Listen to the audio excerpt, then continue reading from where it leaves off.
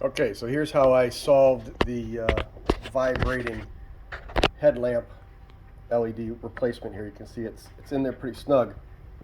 I still used the original rubber brackets and rubber mounts on the sides, but this particular light does not have a brace on the bottom, so it would swivel up and down within those rubber grommets.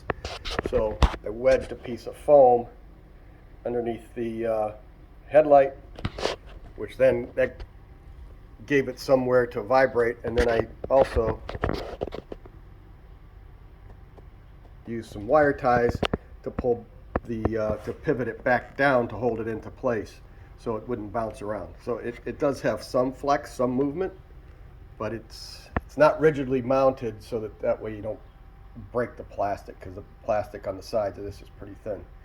So that's my jerry rig for the LED headlamp.